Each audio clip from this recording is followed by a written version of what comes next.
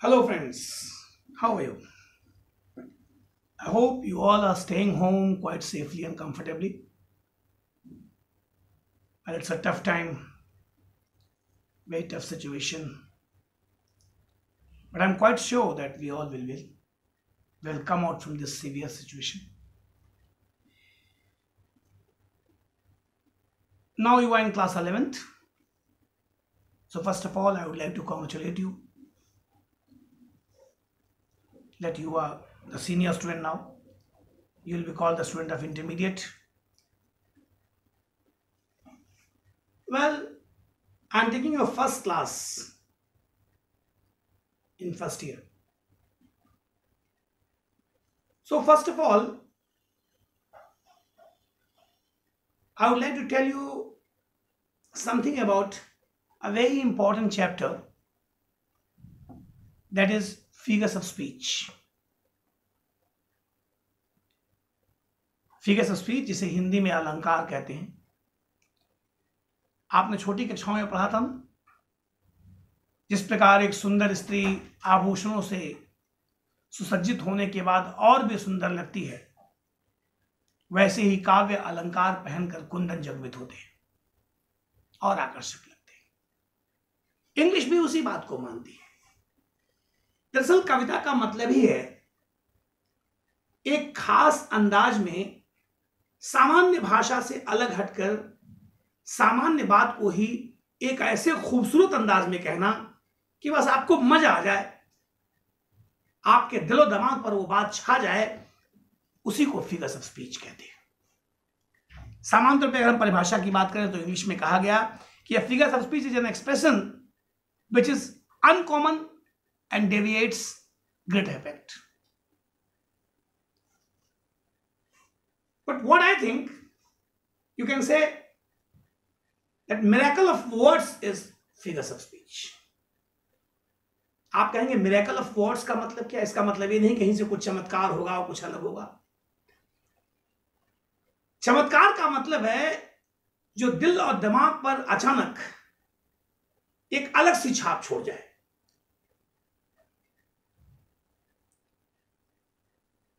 तो जब आपके कोई शब्द, आपका कोई आधार, किसी बात को कहने का अंदाज दिल और दिमाग को चमत्कृत कर जाए, तो उसे हम फिगर्स ऑफ स्पीच कहते हैं। Whenever the use of some words put electrifying effect on the reader, that is figures of speech. अगर मैं आपके सिलेबस की बात करूं तो इंटरमीडिएट के सिलेबस में there are 7 figures of speech. इनमें से कुछ की बात मैं आज आपसे करनी शुरू करूंगा। सबसे पहली बात आपसे करूंगा सिमिली फिगर्स ऑफ स्पीच की। सिमिली, जिसे हिंदी में उपमा कहते हैं।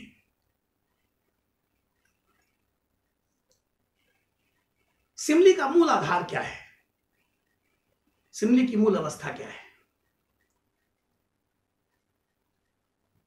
Whenever you talk about a comparison which is made between the two different objects with the help of words of comparison like, as, so, such, it is simile.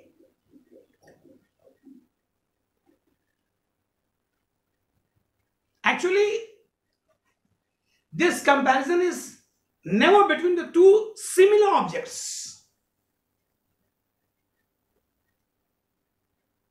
If you say that Ram is as good as Shyam, the sentence is quite correct. But there is no figures of speech in it.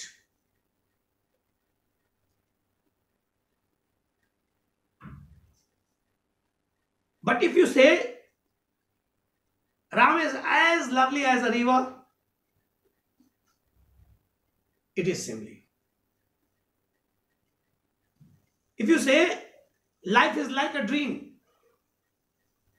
मान लो आपने एक sentence लिया life is like a dream, तो यहां life की तुलना आप dream से कर रहे हो, तो जब लाइफ की तुलना ड्रीम से कर रहे हो और उसके लिए लाइक शब्द का प्रयोग किया, तो इसे हम सिमिली फिगर्स ऑफ स्पीच कहते हैं। Life is like a dream. Here the comparison is made between the two different objects, life and dream, with the help of word of comparison, like here. That's why it is simile figures of speech. मैं कहा करता हूं कि दो के बीच तुलना हुई। आपको एक हिंदी में दोहा बनाकर बता देता हूं, आप इसे याद रखें, कभी नहीं भूलेंगे, कि दो के बीच तुलना हुई, दोनों वस्तु असमान। दो के बीच तुलना हुई, दोनों वस्तु असमान, और एज सो लाइक सच लगे, सिमली है श्रीमान। You can have simile like this. लेकिन अगर ये तुलना इसी प्रकार से हो और इसमें तुलना के वर्ड्स एज लाइक सो सच बाहर निकल जाएं, तो ये तुलना 100% हो जाती है। ये बताना मुश्किल होता है कि किसकी तुलना किससे हो रही है। मतलब life is like a dream को अगर लाइफ इज अ ड्रीम कह दिया जाए, तो here it seems as if life is compare to dream and dream is compare to life. 100% comparison. This is metaphor. इसे हम रूपक कहते हैं, metaphor. When the comparison is made between the two different objects without the help of the words of comparison, as like so such, it is 100% comparison and it is metaphor figures of speech.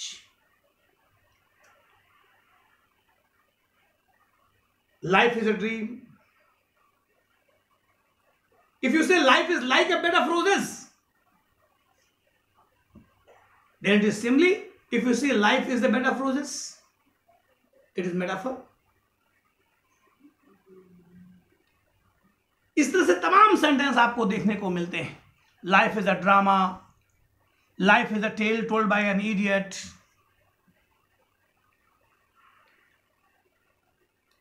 सामान्य तौर पर metaphor को इस रूप में पहचानना आसान होता है,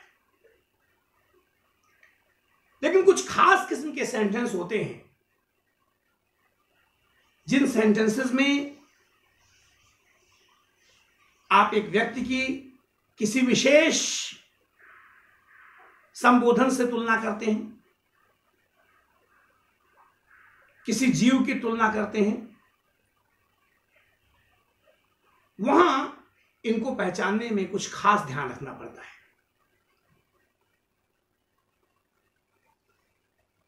जैसे मान लीजिए कहा जाए camel is the ship of desert. आपने कैमल की तुलना the ship of the desert से की। आप कहें Lala Lajpat Rai was the lion of Punjab. आपने लाला लाजपत राय की तुलना लॉयन ऑफ द पंजाब से की। यह भी मेटाफर है। और पूरे मेटाफर की एक खास बात याद रखिए, इस तरह के सेंटेंसेस में हमेशा आपको एज लाइक सो सच की कमी लगती है।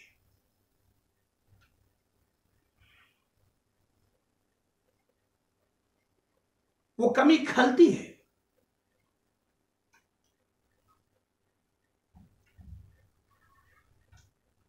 इसलिए एक मेटाफर को पहचानते समय ध्यान रखें,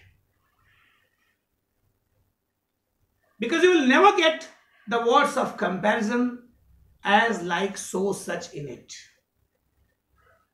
और ज्यादा परेशान करने वाले सेंटेंस वो होते हैं जिसमें आप विशेष संबोधन या विशिष्ट उपमाओं के माध्यम से इस तरह की अवस्थाओं को प्रेजेंट करते हैं, जो रूपक का रूप लेती है, जो मेटाफर का रूप लेती है।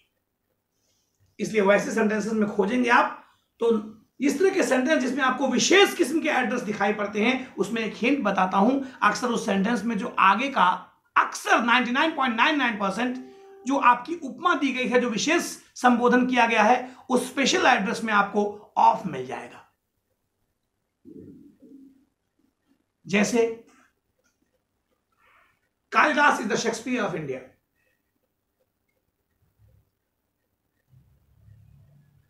Milton is the Surdas of England. These type of sentences. तो ये मेटाफर की खास पहचान है और इस रूप में हम मेटाफर की कंडीशंस को लेते हैं।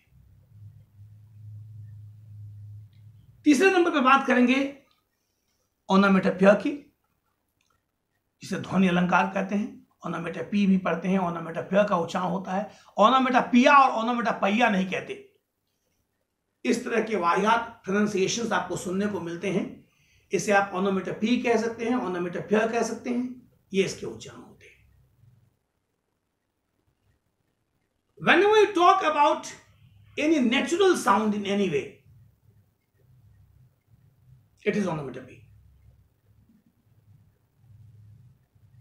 हम जिस साउंड की बात करते हैं, जिस ध्वनि की बात करते हैं, वास्तव में इस ध्वनि का जो आधार है वो सामान्य परिस्थितियों से अलग होता है।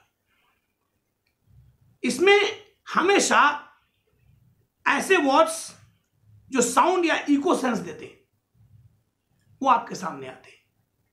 अक्सर इसके प्रयोग कभी उस समय करता है in order to create a big atmosphere, in order to create a sound atmosphere. Suppose a poet is describing the scene of morning. He takes the chirping of the sound, the chirping of birds. He is giving you a beautiful natural description where you have the sea water crashing towards the shore. These type of all the, you can say, I heard the water lapping on the crack. These type of sentences. क्योंकि जब भी कभी आपको इस तरह के use देखने को मिलते हैं, इसमें नेचुरल साउंड बहुत बड़ी चीज होती है। तो इन ऑर्डर टू शो या in order to present the big effect of anything, whenever a poet takes the help of the natural sound or echo, it is onomatopoeia.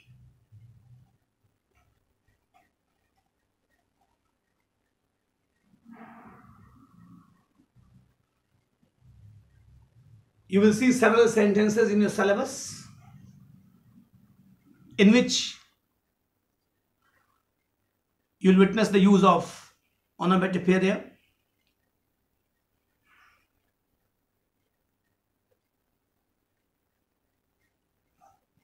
The murmuring sound of the rivulets, the chirping of birds, the mew mew of cats, the bow bow of dogs, these are all onomatopoeias.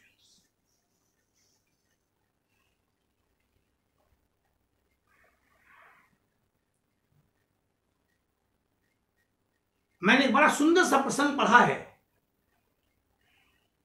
अगर आप विश्व साहित्य की बात करें तो हिंदी साहित्य में एक बड़ा खूबसूरत सा प्रयोग है ओनोमेटोपोइया का, कि मैं निज आलिंद में खड़ी थी सखी एक रात, रिमझिम बूंदें पड़ती थी घटा छाई थी, गमक रहा था केतकी का गंध चारों ओर, झिल्ली झनकार यही मेरे मन भाई थी, और करने लगे अनुकरण मैं सोनूपुरों से, और चंचला थी चमकी घनाली गहराई थी, और चौंक देखा मैंने चुप कोने में खड़े थे प्रिय, माई मुख लज्जा उसी छाती में छिपाई थी।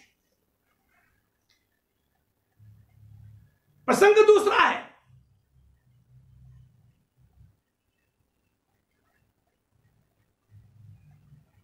उर्मिला वियोग के दिनों में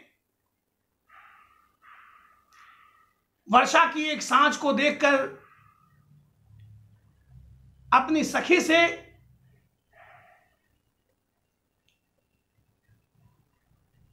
प्रिय के सानिध्य का एक प्रसंग बता रही है, लेकिन उस प्रसंग में रात्रि का दृश्य, शाम का दृश्य दिखाते समय और वर्षा ऋतु का प्रसंग दिखाने के लिए तमाम तरह की आवाजें सुनाई पड़ती हैं। रिमझिम बूंदों की आवाज, कीड़े मकोड़ों की आवाज, अपने पायल, उसके पायल की रुमझुम की आवाज। तो it's a wonderful use of ओनोमेटोपोइया।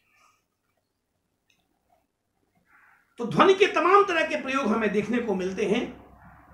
तो whenever you see the words that initiates or suggests the sound of echo,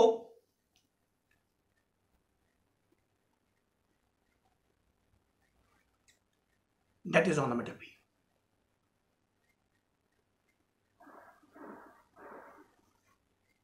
अभी एक और स्थिति की ओर बढ़ते हैं। कभी कभी साहित्य में कवि का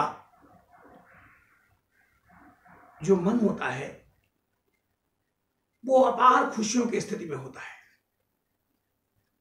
तो दरअसल हम जब कभी भी बहुत प्रसन्न होते हैं या दुखी होते हैं, अपने उस सुख या दुख को प्रकृति से बांटना चाहते हैं, क्योंकि प्रकृति ही हमारी मां है।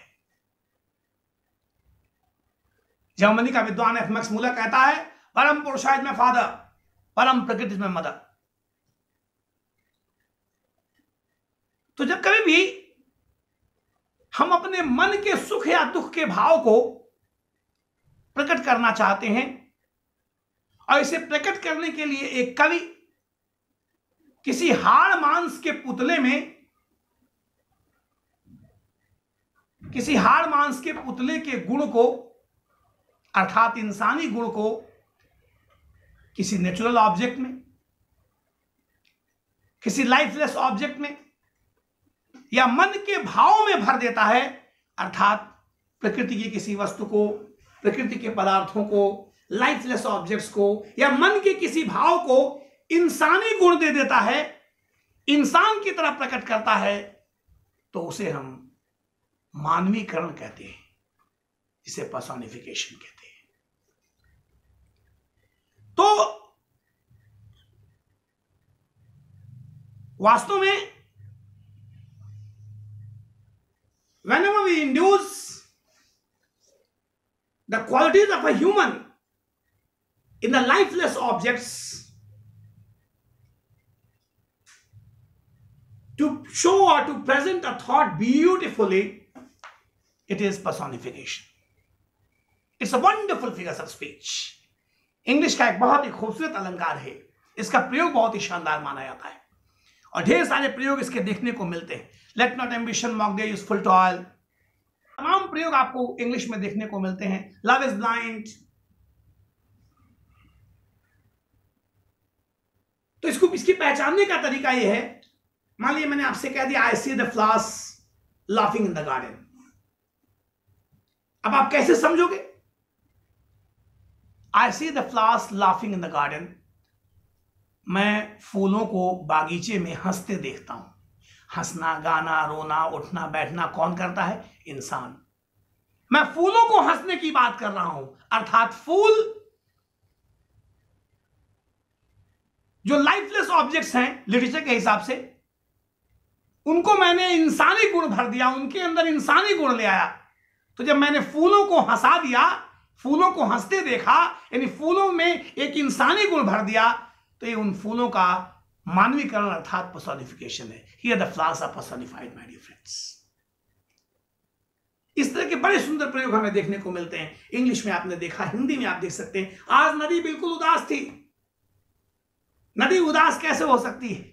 अर्थात आपने नदी को एक नायिका का रूप दे दिया, पर्सोनिफिकेशन। आज नदी बिल्कुल उदास थी, सोई थी अपने पानी में, उसके तन पर बादल का एक वस्त्र पड़ा था, मैंने उसको नहीं जगाया, दबे पांव घर वापस आया। You can see the beautiful use of personification. इस तरह के प्रयोग बहुत ही सुंदर लगते हैं। पर्सोनिफिकेशन के इस तरह के शानदार प्रयोग आपको लिटरेचर में हर जगह देखने को मिलेंगे। तो whenever you present a lifeless object, a human feeling, a natural object as a human being, means we induce the qualities of a human being in these things, we get personification here. तो मैंने इस class में आपको simile, metaphor, ऑनोमेटोपोइया और personification के बारे में बताया है। I will discuss the rest of the figures of speech in the next class. Till then, it's goodbye from here. Thank you.